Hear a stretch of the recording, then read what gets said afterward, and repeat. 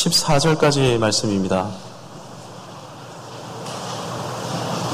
빌립보서 4장 11절에서 14절까지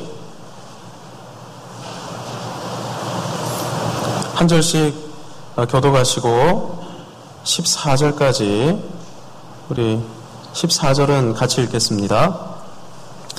내가 궁핍함으로 말하는 것이 아니니라. 어떠한 형편에든지 나는 자족하기를 배웠노니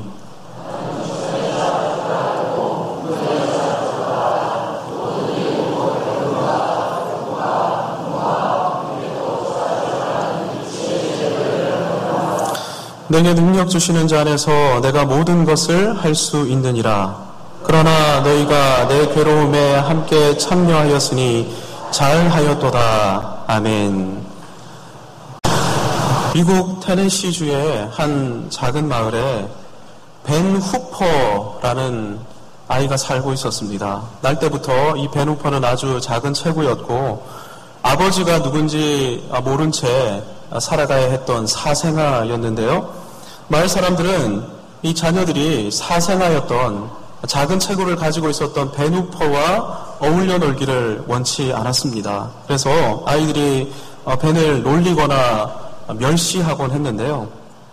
벤은 어려서부터 수많은 사람들로부터 비웃음과 멸시를 받으며 힘겨운 소년 시절을 보내야만 했습니다. 그렇게 지내던 벤이 12살이 되던 해에 마을 교회의 젊은 목사님이 부임하셨는데 그 목사님은 누구든지 있는 그대로 받아주고 비난하지 않고 그래서 목사님이 가는 곳마다 분위기가 밝아지고 사람들이 격려를 받는다 이런 이야기가 이 12살 소년 벤 후퍼에게 들려오기 시작하는 것입니다. 그래서 이 소문을 들으면서 후퍼 마음 안에 목사님은 어떤 분이실까 꼭 한번 만나보고 싶다 이런 마음이 생겨나기 시작했습니다. 그래서 호기심으로 교회에 출석하기 시작했는데요. 물론 사람들의 눈을 피해 이 후퍼는 설교 시작할 때쯤 예배당에 들어갔다가 예배당 뒷자리에 앉아있다가 축도할 때쯤에 예배당을 조용히 빠져나가곤 했습니다. 한 번은 설교를 듣는데 말씀에 너무 큰 감동을 받아서 넋이 나간 상태에서 그냥 가만히 앉아있게 됐습니다. 그러니까 마음속으로 새기다 보니 나갈 타이밍을 놓쳐버리게 된 것이죠. 정신을 차리고 딱 보니까 이제 설교는 다 끝났고 사람들은 다 후두둑 뒤로 나가고 있고 어쩔 수 없이 이 사람들을 따라 이 후퍼가 예배당을 빠져나가게 됐는데요. 그러다가 사람들이 쭉 늘어서 있는 곳에서 사람들이 지켜보는 앞에서 목사님과 악수하면서 인사를 나누게 됐습니다. 그때 목사님이 벤을 보시더니 네가 누구 아들이더라? 마치 생각하면 알 수 있는 것인 양 그렇게 말씀을 하시는 거였습니다. 순간 주변에는 정적이 흘렀죠. 벤이 아버지를 모르는 사생아라는 사실을 모든 사람, 목사님만 빼고 모든 사람들이 다 알고 있었기 때문입니다. 이때 목사님이 미소를 띠면서 환한 표정으로 다음과 같이 말을 했습니다. 그래, 네가 누구 아들인지 알겠다.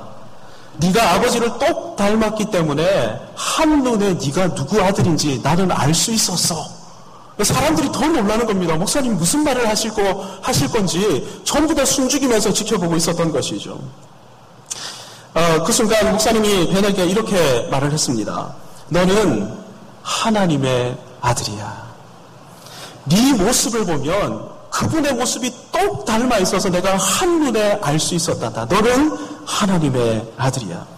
목사님 말을 듣고 이 후퍼가 얼마나 당황했는지 급히 자리를 서둘러서 빠져나가기 시작했는데 멀리 가는 벤의 뒷모습을 바라보면서 목사님이 큰 소리로 이렇게 말을 했습니다. 얘야, 하나님의 아들답게 너 훌륭하게 살아야 돼? 이렇게 이야기를 한 것입니다. 여러분, 이렇게 오랜 세월이 흘렀는데 이 벤 후퍼라는 친구가 테네시주의 주지사로 당선이 됐습니다. 정치력을 인정받아 재선까지 성공하게 됐는데요. 주지사 벤 후퍼가 먼 훗날 다음과 같이 간증을 했습니다.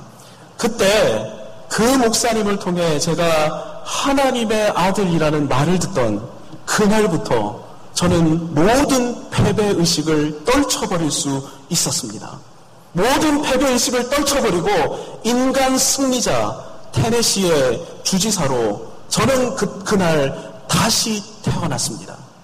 그때 다시 태어난 결과로 제가 이 자리에 서 있을 수 있었습니다. 이렇게 간증을 하게 됐습니다. 여러분, 패배의식이라는 말을 이 벤후퍼가 이야기했는데요. 패배의식이 뭡니까? 반복되는 실패와 실수의 경험을 통해서 자기 스스로를 향해 패배자라고 낙인 찍는 것, 이게 패배의식이죠. 그러니까 늘 이렇게 말하는 것이 패배의식인 것입니다. 야, 넌 안 돼. 자신을 향해서. 난 안 돼. 여기서 더 나아질 수 없어. 뭐 해봤자, 내까지 게 뭐 해봤자지 뭐. 봐봐, 늘 실패하며 살아왔잖아. 이게 뭐라는 것입니까? 이게 패배의식입니다. 이런 생각을 품고 살면 새로운 도전을 할 수 있을까요? 새로운 도전을 할 수 없죠. 뭔가를 한다 해도 나는 할 수 없다라고 확신하고 있으니까 어떻게 하겠습니까? 시간만 때우고 앉아 있는 겁니다. 맡겨진 일을 감당할 때 그냥 시간만 그냥 허송 세월을 보내면서 그냥 그 자리에 앉아있기만 하는 것이죠. 여러분, 결과적으로 패배의식을 품고 살게 되면 그 사람의 인생은 망가질 수밖에 없습니다. 망가지는 것이 예약되게 하는 것이 바로 패배의식이기 때문입니다. 그런데 여러분, 살아가다 보면 충분히 좌절할 만한 형편인데도 꿋꿋이 오뚜기처럼 일어나는 사람들을 저와 여러분은 발견하곤 합니다. 실수해도 그리고 실패해도 다시 도전하는 사람들 우리는 만나왔고 지금도 우리 주변에는 이런 사람들이 여전히 존재하고 있습니다. 여러분, 전문가가 이런 분들을 관찰을 해서 공통점을 찾아봤는데요. 공통되는 것이 다 있었습니다. 실패해도 다시 일어나는 사람. 이 사람들의 공통점은 모두가 자존감이 굉장히 높은 사람들이었다 하는 것입니다. 스스로를 향해서 긍정적인 평가를 내리면서 살아가는 사람이라는 공통점을 이 실패에도 몰락하지 않고 다시 꼿꼿이 일어나는 사람들이 모두가 다 가지고 있더라는 것입니다. 그리고 이런 분들을 대상으로 설문을 실시해 보니까 이분들이 다 어릴 적 경험들이 남달랐었습니다. 되게 가정 분위기가 안정적이고 화목했습니다. 어릴 때 실수하는 경험을 다 하지 않습니까? 여러분, 그래서 어린 아이들이 우리하고 똑같이 성장하는 것입니다. 1살, 2살, 3살, 4살, 5살, 6살 늘 실수를 반복하도록 이렇게 시간이 우리하고 똑같이 살아가게 되는데요. 근데 이렇게 실수했을 때, 실패했을 때 이 사람들의 부모님들이, 주변 가족들이 비난하거나 질책했던 것이 아니라 반복해서 격려와 응원을 받으면서 자라났던 이런 공통점들을 다 가지고 있었습니다. 그러다가 성공하면요, 온 가족이 기뻐해주고 함께 축하해주는 것이죠. 이런 과정 속에 자라면서 이 사람들이 다 자존감이 남다른 모습을 가지고 있는 것입니다.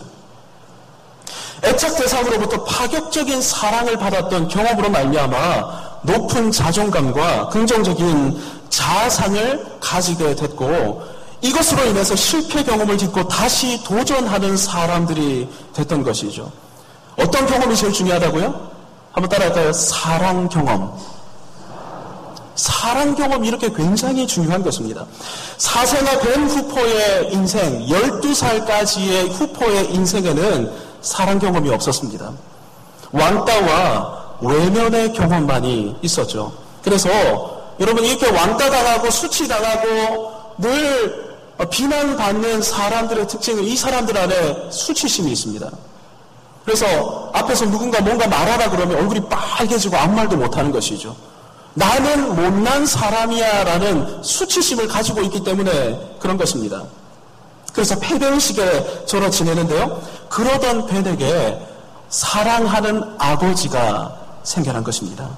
하늘 아버지께서, 하나님 아버지께서 그의 아버지가 되어주셔서 그를 향해 자신의 아들까지 아끼지 않고 주셨다라는 놀라운 파격적인 사랑의 경험을 이 벤 후퍼가 하게 된 것이죠. 무제한적이고 파격적이고 전폭적인 사랑을 12살 때부터 하늘 아버지로부터 받아 누리게 된 것입니다.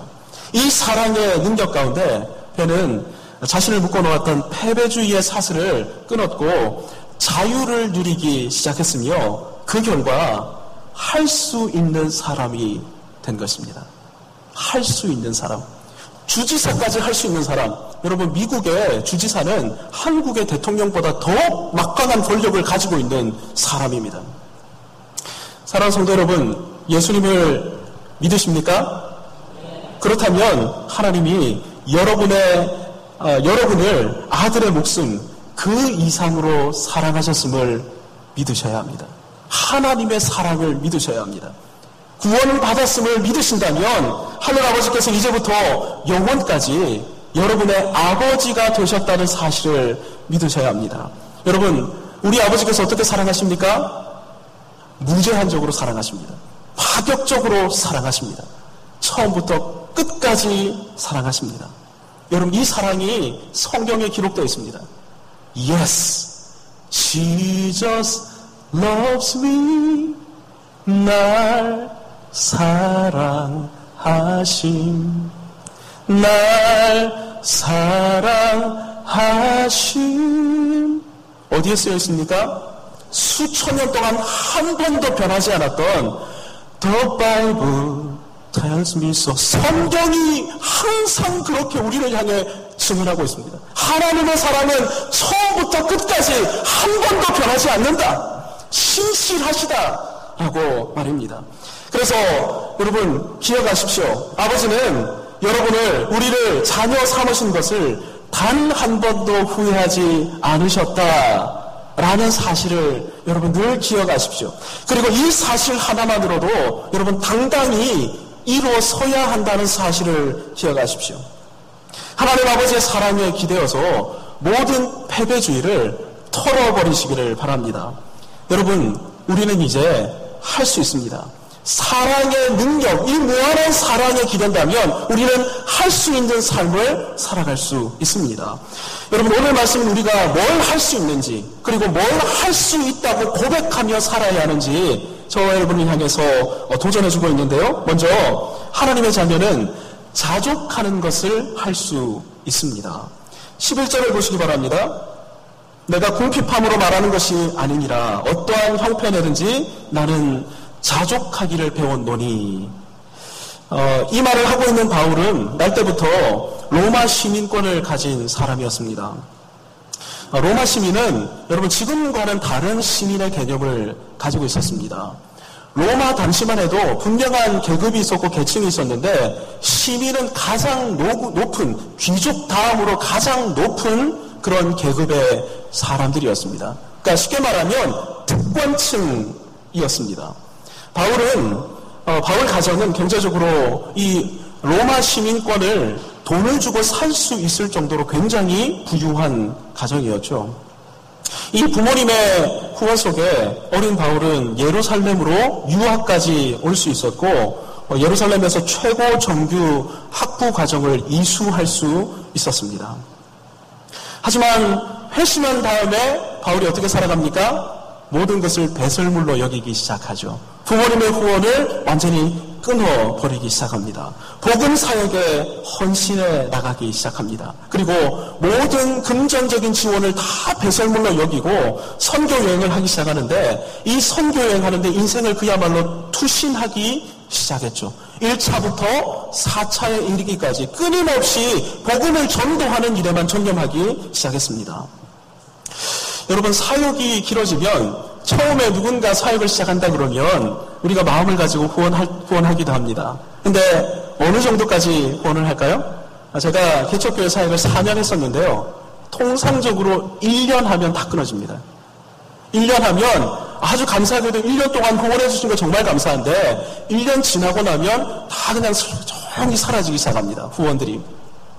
아마 바울도 그랬을 것입니다. 처음에 사역 시작한다고 했을 때는 보냈던 모교회에서 아마 많은 후원을 했을 것입니다. 근데 점점 후원이 희미해지기 시작했을 것입니다. 덕분에 바울은 늘 공공한 삶을 살았는데요. 그래서 위대한 사도의 행색은 초라하기 이를 데 없었습니다.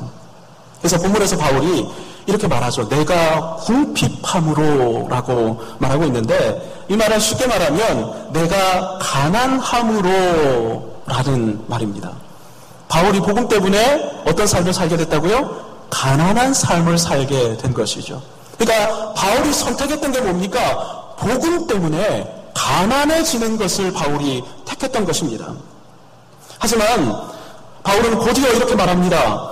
어떠한 형편이든지 나는 자족하는 법을 배웠노라. 바울이 어떤 사람이었다고요? 자족할 수 있는 사람이었던 것입니다. 그래서 가난할 수도 있는 사람, 복음 때문에 당연히 가난해지는 것을 선택할 수 있는 그런 사람이 된 것이죠. 자족하다라고 번역된 단어가 헬라어로 아우타르케스입니다. 이 아우타르케스가 합성어인데요. 아우토스라는 단어와 아르케라는 단어의 합성어입니다. 여러분 아우토스 하니까 이 아우토스라는 말에서 영어 오토가 나왔습니다. 오토, 아우토스, 영어로 하면 셀프인데요. 스스로, 그 자신 안에라는 말입니다. 아르케라는 말은 근원이라는 말이고요. 그래서 아우타르케스라는 말은, 자족했다는 말은 바울이 그 자신 안에 스스로 솟아오르는 샘과 같은 근원을 가지고 있었다라는 말입니다. 바울이 자족했단 말이 무슨 말이라고요? 그 자신 안에 항상 솟구쳐 오르는 샘을 가지고 있었다라는 것입니다. 여러분, 그래서 바울은 누가 채워주지 않는다 할지라도 늘 이 샘물을 의지하면서 마른 목을 축이면서 살아갔던 것이죠. 여러분 잘 아시는 것처럼 이 세상의 샘은 비가 내리지 않으면 언젠가는 말라붙기 마련입니다. 하지만 바울 안에 있는 샘은 어떤 샘이었다고요? 스스로 솟구쳐 오르는 샘이었다고요. 쉽게 말하면 바울 안에 있는 샘은 마르지 않는 샘이었던 것입니다. 주님이 이렇게 말씀하셨습니다. 내가 주는 물을 마시는 자는 영원히 목마르지 아니하리니 내가 주는 물은 그 속에서 영생하도록 솟아나는 샘물이 되리라. 누구 안에 이 샘물이 있었다고요? 바울 안에 이 샘물이 있었다고요. 이 샘은 영원하도록 솟아오르는, 날마다 솟아오르는, 날마다 샘물을 주는 그런 샘물이었던 것입니다. 그래서 바울은 가뭄이 닥쳐온다 할지라도, 땡볕이 내리친다 할지라도 오아시스를 찾아 방황할 필요가 없었던 것이죠. 여러분, 이것이 오늘 본문에서 바울이 말하고 있는 자족이라는 의미인 것입니다. 예수가 함께 계시니 시험이 오나 겁없네. 기쁨의 근원 되시는 예수를 위해 삽시다. 그 사랑 안에 살면서. 이게 뭐라는 것입니까? 이게 바울 안에 있었던 샘물이었던 것이죠. 기쁨의 근원 되시는 예수님, 그 사랑을 오늘도 날마다 베풀어 주시는 예수님, 이 예수님으로 말미암아, 이 샘물로 말미암아 바울은 늘 자족하며 살아갈 수 있었던 것이죠. 제가 지난번에 주일 오전 예배 때도 한번 말씀드렸던 적이 있는데요. 얼마 전 통계를 보니까 제주도로 이민하는 사람들의 수가 여러분 한 달에 몇 명 정도 될 것 같습니까? 작년까지 통계입니다. 한 달에 1,100명이 여러분 이 전국에서, 전국 각지에서 매달 1,100명가량이 제주도로 이민을 떠났습니다. 1,100명. 어마어마한 숫자 아니겠습니까? 이민수가 폭발적으로, 제주도 이민수가 폭발적으로 늘어났었습니다. 작년까지. 이 사람들이 왜 갔을까요? 지금 여기서 살아가는 삶이 너무나 염증이 난다는 겁니다. 그래서 뭔가 인생의 역전을 꿈꾸면서 무지개를 찾아, 제주도로 가면 무지개가 있을 것 같아. 그러면서 제주도로 떠났던 것이죠. 여러분, 실제 이민수가 1,100명가량 된다면 마음속으로 나는 언젠가 저기로 가고 싶어라고 꿈꾸는 사람들은 적어도 10배 이상 됩니다. 현대인들이 현실에 얼마나 큰 염증을 가지고 살아가고 있는지 보여주는 수치가 아닐 수 없습니다. 그런데 제가 아까 말씀드렸죠. 언제까지 수치라고요? 작년까지 수치라고요. 올해 들어서면서부터 제주도 이민수가 반토막도 아니고 반의 반토막이 나버렸습니다. 제주도 이주를 포기하는 사람들이, 포기하고 돌아오는 사람들이 주변에서 어마어마하게 많거든요. 가봤자 별거 없더라 하면서 돌아오는 사람들을 보니까, 이런 통계를 보니까 가봤자겠구나 하면서 포기하고 있는 것이죠. 여러분, 이게 뭘 말하고 있습니까? 이 세상의 모든 셈은 이와 같다는 것입니다. 조금 괜찮은 것 같아 보이는데 어느 정도 시간이 지나면 다 바닥나버린다는 것이죠. 마른 목을 더 이상 축일 수 없는 셈이다. 이 모든 세상의 셈이 말입니다. 하지만 바울 안에 있는 셈은 달랐습니다. 그 셈은 마르지 않는 셈이었습니다. 그래서 그는 이 샘물을 날마다 퍼먹으면서 자족하는 삶을 살 수 있었던 것이죠. 얼마나 만족했으면 바울이 입을 열 때마다 이 샘 이야기를 하는 겁니다. 이 샘에서 날마다 생명수를 먹으면서 퍼먹으면서 살아가고 있거든요. 이 샘의 이름이 뭐라고요? 예수 그리스도. 가는 곳마다 예수 그리스도. 온통 말할 때마다 예수 그리스도. 예수 그리스도. 예수 그리스도. 누가 이럴 수 있습니까? 이 셈에서 자족하는 사람만 이렇게 말할 수 있는 것이죠. 사랑하는 성도 여러분, 이게 바울 안에만 있는 셈이 아닙니다. 저와 여러분 모두 안에 있는 셈입니다. 할렐루야. 그런데 여러분, 누가 이렇게 말할 수 있습니까? 셈은 있는데 퍼먹지 못하면 이렇게 말할 수 없습니다. 이 셈에서 퍼먹어야죠. 날마다 두레박을 던져서 기름에서 퍼 마셔야죠. 두레박을 쓸 줄 알아야 됩니다. 여러분, 이 두레박이 뭡니까? 한번 따라합시다. 믿음의 두레박. 믿음의 두레박을 가지고 이 우리 안에 있는 샘물에서 늘 퍼 마셔야죠. 퍼 먹으면서 시원해하고 만족해하고 기뻐하고 감사해야죠. 이 믿음의 두레박을 쓰는 방법이 뭡니까? 말씀과 기도밖에 없죠. 말씀과 기도. 여러분, 먹고 싶으십니까? 자족하고 싶으십니까? 그러면 믿음의 두레박을 쓰십시오. 날마다 말씀과 기도로 한번 퍼먹어 드셔보십시오. 그러면 바울처럼 말하게 될 것입니다. 나는 어떤 형편이든지 자족할 수 있다. 주님이 우리에게 뭐라고 하십니까? 너희도 이렇게 말할 수 있다. 너희도 이렇게 말해야 한다. 이 셈에서 퍼마시면서. 할렐루야. 하나님의 자녀는 일체의 비결을 가질 수 있습니다. 12절을 보시면 이렇게 말을 합니다. 나는 비천에 처할 줄도 알고 풍부에 처할 줄도 알아. 모든 일, 곧 배부름과 배고픔과 풍부와 궁핍에도 처할 줄 아는 일체의 비결을 배웠노라. 바울은 모든 일에 처할 수 있는 일체의 비결을 가질 수 있다. 이렇게 오늘 우리에게 말하고 있습니다. 그리고 도전하고 있습니다. 여러분도 일체의 비결을 가질 수 있다. 이렇게 말입니다. 여러분, 지금 바울은 여러분 잘 아시는 것처럼 빌립보서는 옥중서신입니다. 어디 안에 있습니까? 로마의 감옥 안에 갇혀 있죠. Jesus is Lord. 카이사르 is not. 예수님은 주님이십니다. 가이사는 아닙니다. 가이사 저가 가짜입니다. 예수님만이 진짜 주님이십니다. 여러분, 이렇게 말한 결과, 이 복음을 붙들고 선포했던 결과, 바울이 정치범이 되어서 로마의 감옥에 사로잡히게 된 것인데요. 바울은 이 복음으로 말미암아 뭐가 될 수도 있었습니까? 죄수가 될 수도 있었던 것입니다. 복음으로 말미암아 나는 죄수가 될 수도 있어. 나는 어떤 고난도 당할 수 있어. 이런 사람이 된 것이죠. 어떻게 이럴 수 있습니까? 바울 안에 확신이 있었기 때문입니다. 어떤 확신이요? 우리가 알거니와 하나님을 사랑하는 자, 곧 그 뜻대로 부르심을 입은 사람들에게는, 다음 다 같이 할까요? 시작. 모든 것이 합력하여 선을 이루느니라. 이 확신이 있었던 겁니다. 하나님을 사랑하는 자, 그 뜻대로 살아가는 모든 사람에게는 모든 것이 합력하여 선을 이룬다. 믿지 않은데도 하나님 알아서 해주실 거야가 아니라 하나님을 살아가며 그 뜻에 목숨을 걸고 살아가게 되면 모든 것이 합력해서 하나님께서 선을 이루신다라는 확신. 근데 여기서 말하는 확신은 경험적인 확신이라는 것이 굉장히 중요한 것입니다.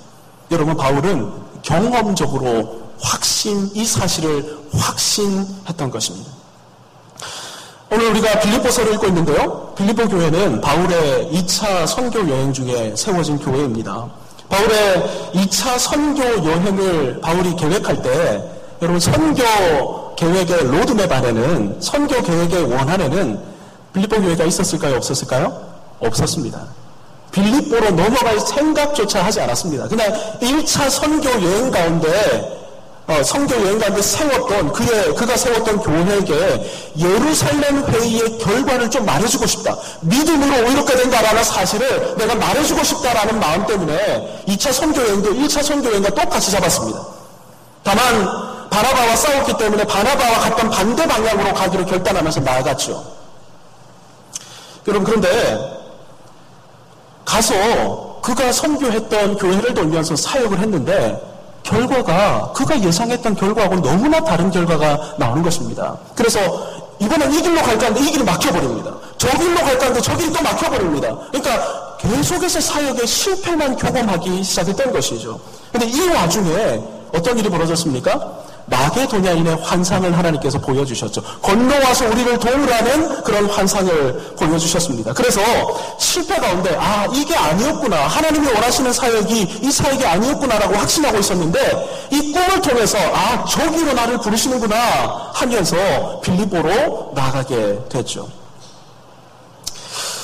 실제 갔더니 하나님께서 예비해 놓으신 사람이 있었습니다. 루디아라는 여인을 하나님께서 만나게 해주셨죠. 그 여인의 집에서 빌립보 교회를 시작하게 됐는데요. 그런데 교회를 시작하자마자 어려움이 곧바로 닥쳐오기 시작했습니다. 정치는 요정으로부터 귀신을 쫓아내버렸더니 이것 때문에 사로잡혀서 얻어 터지고 그냥 감옥에 갇히게 되고 이런 어려움을 겪게 됐죠. 근데 여러분, 이게 왜 생겨난 일이었습니까? 빌립보 교회를 온전히 세우게 하시기 위해서 간수와 간수의 가족을 구원하기 위한 하나님의 섭리의 방편이었죠. 언제 알게 됐습니까? 나중에 이 사람들이 회심하는 사건을 보면서 알게 됐습니다. 그 당시에는 몰랐습니다. 또 하나님의 뜻에 순종해서 나갔는데 왜 이런 어려움이 생기지? 그 당시에는 몰랐던 거예요. 우리가 실제 살아갈 때 이런 일이 벌어집니다. 상당수의 경우에 지금 왜 이런 일이 나한테 벌어지지? 어떤 일이 벌어질 당시에는 이런 일이 왜 벌어지는지 대부분은 잘 알지 못합니다. 그런데 지나고 나서 보니까 이렇게 하시려고 하나님께서 이런 일을 나에게 벌어지게 하신 것이구나 하고 깨닫게 되죠. 여러분, 바울이 늘 사역을 하면서 이런 하나님의 놀라운 섭리를 경험적으로 확신하게 됐던 것입니다. 그래서 나중에는 아무리 어려운 일이 생겨도 어떻게 생각합니까? 이것도 특별한 하나님의 선하신 목적을 이루기 위해서 하나님의 섭리의 수준 가운데 있는 것이구나. 그래서 기대하기 시작하는 것이죠. 어려움이 생겨도, 고난이 닥쳐와도 어떻게 하나님께서 역전시켜 주실까? 로또만 역전이 아닌 겁니다. 어떻게 하나님께서 역전시켜 주실까? 이런 기대감을 가지게 된 것이죠. 뭐로 말미암아? 경험적인 섭리에 대한 확신으로 말미암아. 여러분, 이것이 모든 것을 받아들일 수 있도록 만들었던 일체의 비결의 근거였던 것입니다. 모든 일과 사건의 배후에는 하나님의 섭리가 있고 하나님의 계획이 있다라는 확신 말이죠. 여러분, 주님께서 오늘 우리에게 도전하고 계십니다. 모든 사건의 배후에는 나의 섭리가 있다. 내가 너희와 함께하고 있다. 내가 너희를 지켜주고 있다. 내가 너를 인도하고 있다. 할렐루야. 여러분, 이걸 믿으십니까? 이 사실을 믿는 사람들은 어떻게 할 수 있습니까? 고난에도 처할 수 있는 것입니다. 어려움에 봉착할 수도 있는 것입니다. 거기서 내빼거나 도망가지 않는 것입니다. 그러면서 기대하고 꿈꾸는 것이죠. 어떻게 하나님께서 선한 역사를 이루실 것인가? 어떻게 하나님께서 역전시켜 주실 것인가? 그것을 기대하고 꿈꾸는 여러분 일체의 비결을 가질 수 있는 것이죠.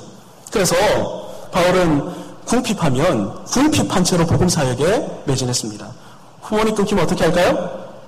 후원이 끊겼으니까 나 못하겠어가 아닙니다. 텐트를 만드는 겁니다.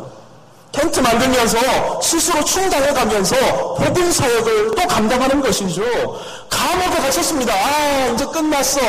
이렇게 했습니까? 천만에요. 감옥에 갇히니까 그 간수한테 복음을 전하는 겁니다. 그 주변 사람들에게 또 복음을 전하는 것입니다. 여러분, 이게 일체의 비결을 가지고 있는 사람들의 삶인 것이죠. 상황이나 환경을 핑계대지 않는 것입니다. 상황이 이러니까 환경이 이러니까라고 말하지 않는 것이죠. 여러분, 그것에도 불구하고 저돌적으로 추진해 나가는 것입니다.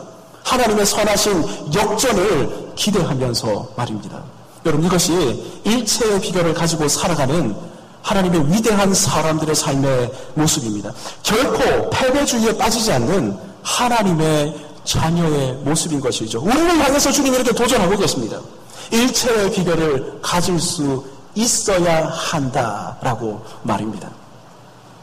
하지만 14절에서 바울은 빌립보 교회에게 이렇게 말을 하죠. 그러나 너희가 내 괴로움에 함께 참여하였으니 잘하였도다. 빌립보 교회는 바울이 어떤 사람인지 누구보다 잘 아는 교회입니다. 그들이 아는 바울은 지금까지 바울이 말했던 바로 그 내용입니다. 바울은 자족할 수 있는 사람이었고 모든 일에 처할 수 있는 일체의 비결을 가진 사람이었습니다. 바울은 가난에도 고난이 닥쳐와도 자족하고 일체의 비결을 가진 채 넉넉히 이겨낼 수 있는 사람이라는 사실을 빌립보 교회가 분명히 알고 있었습니다. 하지만 그럼에도 불구하고 빌립보 교회는 바울의 사역에 동참하고 바울을 후원하기 위해서 2번이나 거금을 마련해서 전폭적으로 후원했습니다. 왜 이렇게 합니까? 여러분, 이것은 교회의 사명일 뿐만 아니라 하나님께서 교회에게 맡기신 역할이라는 사실을 빌립보 교회 성도들이 확신했기 때문입니다. 여러분, 그러니까 고난에 처해도 사역하는 것, 이건 사역자의 몫입니다. 어려움이 닥쳐와도 사역하는 것은 사역자에게 맡기신 하나님의 몫입니다. 그건 하나님의 사명입니다. 뿐만 아니라 그렇다 할지라도 교회가 힘을 다해 사역자를 후원하는 것 역시 하나님께서 교회에게 맡기신 사명일 뿐만 아니라 교회의 몫이다라는 사실을 저와 여러분 꼭 기억하셔야 됩니다. 어떤 형태로도 사역할 수 있는 사람이니까 나 몰라라고 하는 것이 아니라 그럼에도 불구하고 힘을 다해 후원하는 것이 하나님께서 교회에게 맡기신 사명이라는 것입니다. 여러분, 이렇게 후원하게 될 때 여러분 사역자가 어떻게 생각할까요? 저 사람들이 나를 뒤에서 후원해주고 있으니까 저 사람들만 믿고 나는 근심하지 않고 걱정하지 말고 다 먹을 거 나올 거니까 사역만 하면 되겠어. 이렇게 생각하겠습니까? 천만에요. 하나님께서 사역에 온전히 집중하라고 귀한 분들을 통해 은혜를 베풀어 주셨구나. 채워주시는 하나님께 감사하며 오늘도 최선을 다해야지. 여러분, 일반적인 하나님의 사람들은 다 이렇게 생각합니다. 후원해준다고 해서 걱정하지 않고 염려하지 않고 그 정도 차원이 아닌 겁니다. 하나님의 사람들은. 빌립보 교회는 바울이 보다도 온전히 사역에 매진하도록 더 잘할 수 있도록 기도하고 후원하는 교회의 사명을 감당했습니다. 여러분, 이에 대해서 바울이 오늘 뭐라고 이야기합니까? 한번 따라할까요? 잘하였도다. 여러분, 이게 성경에 기록된 하나님의 말씀입니다. 바울의 말이 아닙니다. 이렇게 후원하고 사역자에게 전폭적으로 협력하는 교회를 향해서 하나님이 오늘 뭐라고 말씀하신다고요? 잘하였도다. 그게 당연한 거야. 그렇게 해야 돼. 사역자가 알아서 할 수 있다고 그냥 방관하는 것이 아니라 교회는 교회의 사명대로 살아가는 것이죠. 그럴 때 하나님께서 칭찬해 주시는 것입니다. 잘하였도다. 이제 말씀을 맺습니다. 예수 그리스도 안에서 하나님께서 우리의 아버지가 되어주셨습니다. 하나님 아버지께서는 자녀를 사랑하시는데 파격적으로, 무제한적으로, 전폭적으로 사랑하시는 분이십니다. 능력을 베풀어 주시는 것이죠. 하나님의 능력을 가지고 저와 여러분이 뭘 해야 합니까? 자족해야 합니다. 할렐루야. 우리는 자족할 수 있습니다. 자족해야 합니다. 우리 안에 있는 샘을 믿음으로 날마다 퍼먹는 것을 통해서 우리는 자족해야 하고 자족할 수 있습니다. 그리고 모든 상황을 받아들일 수 있는 일체의 비결을 가질 수 있습니다. 하나님의 섭리를 믿고 배후에서 역사하시는 주님의 능력을 믿고 일체의 비결을 가지고 해나가는 것입니다. 상황과 환경을 핑계 삼지 않고 해나가는 것입니다. 뿐만 아니라 보다 더 잘 할 수 있게 하기 위해 힘을 다해 사역자를 후원하고 우리에게 주신 성도들과 협력할 수 있습니다. 여러분, 특별히 좀 당부를 드리자면 설교자들이 설교를 하고 사역을 끝내고 내려갔을 때는 말로 감사를 표현하십시오. 은혜 받았습니다. 감사합니다. 목사님의 사역을 위해 기도하겠습니다. 여러분, 이거 무슨 돈이 들겠습니까? 근데 이 말 한마디 들으면 사역자들이 힘이 그냥 솟아오르는 거예요. 더 열심히 기도하게 되는 것입니다. 다른 사람들도 마찬가지예요. 격려해주고 칭찬해주면 사람들이 힘을 얻습니다. 별것 아닌데, 내 편 옆에 있구나. 나하고 함께하고 있는 사람들이 있구나. 여러분, 이러면 자존감이 올라가게 된다고요. 아울러 사역자들이 사역에 온전히 매진할 수 있도록 필요한 물질을 어떻게든 후원하십시오. 제가 오늘 설교를 준비하면서 IMF 때를 한번 반추해봤습니다. 여러분, IMF 때 나라 살리겠다고 어떻게 했습니까? 장롱에 있던 금 다 싹 쓸어가지고 다 내어놓지 않았습니까? 나라 하나 살리겠다고도 그렇게 하는데 하나님의 나라를 건설해가는 교회 거쳐서 헌신하고 있는 사역자가 있다. 어떻게 해야 되겠습니까? 나라 살리는 것보다 더 해야죠. 여러분, 그렇지 않습니까? 죽어가는 사람 살리는 일에 헌신하겠노라 하면서 인생을 그냥 걸고 사역하고 있는데 내가 할 수 있는 모든 것 다 해야죠.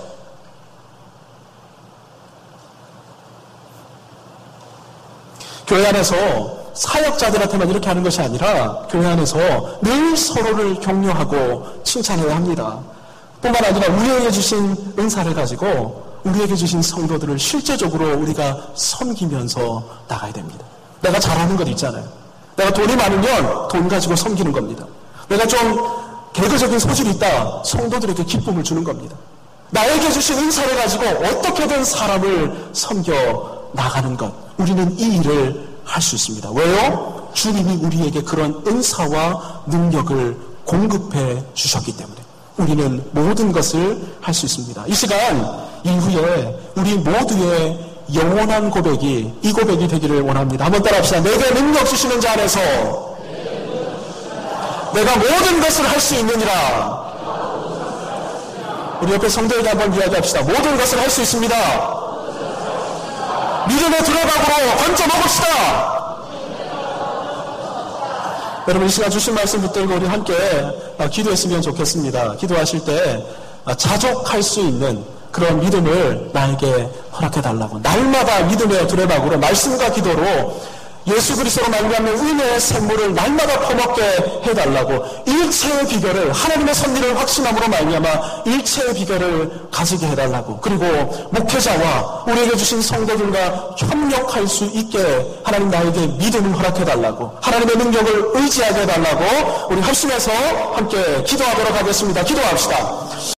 살아계신 아버지 하나님, 참으로 감사합니다. 우리에게 주님 능력을 주신다고 약속하여 주셨습니다. 주님의 능력을 믿고 신뢰하게 하여 주시고, 이미 예수 그리스도로 말미암는 은혜의 샘물이 우리 안에 솟아오르도록 하나님께서 역사해 주셨는데, 하나님 이 은혜의 샘물을 날마다 말씀과 기도에 믿음의 두레박으로 포함하시면서 자족하면서 살아가는 저희들 모두가 되게 하여 주옵소서.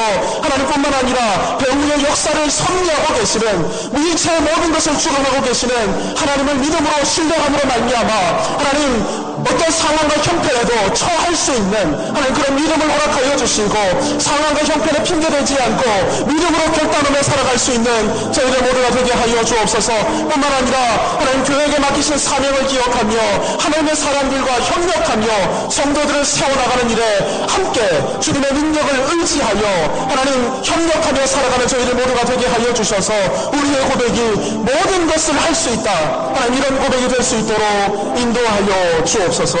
예수 그리스도의 이름으로 기도하옵나이다. 아멘.